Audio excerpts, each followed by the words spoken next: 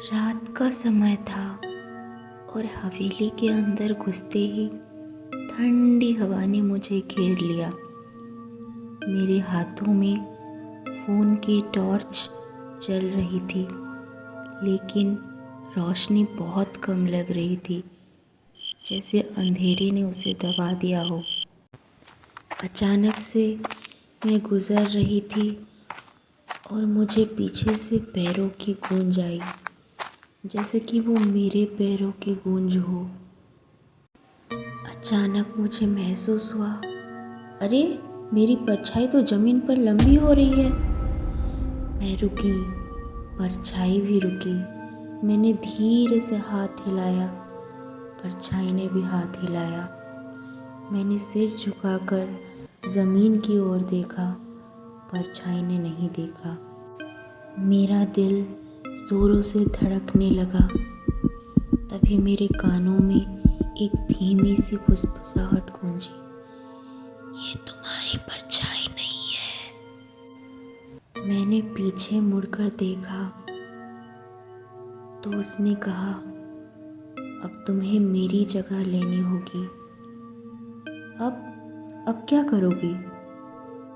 मैं पीछे हटी, लेकिन मेरी टांगें जैसे जमी हुई थी। परछाई अब पूरी तरह मेरे सामने थी, वैसी ही शक्ल, वैसी ही हुलिया, बस उसकी आंखें पूरी तरह काली थी।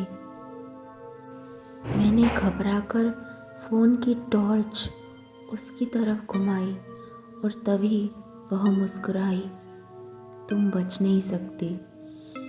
तभी मुझे एहसास हुआ, उसकी परछाई नहीं है, लेकिन मेरी भी परछाई नहीं है।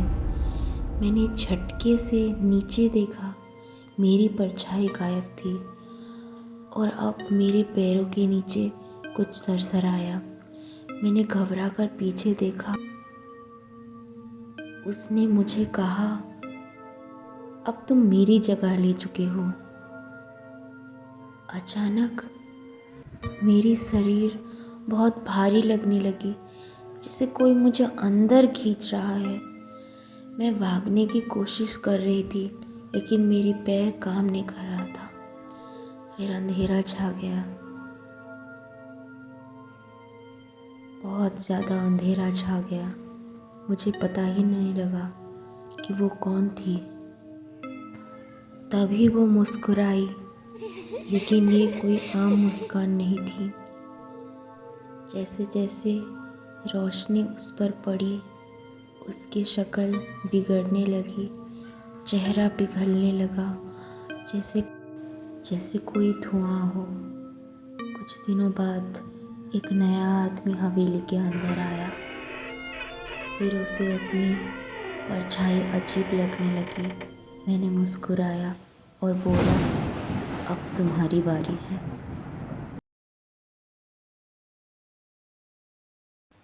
अगर आपको स्टोरी पसंद आई तो लाइक, कमेंट, शेयर और सब्सक्राइब कर दीजिए। और अगर आपको पार्ट 2 चाहिए तो इसके लिए कमेंट कर दीजिए।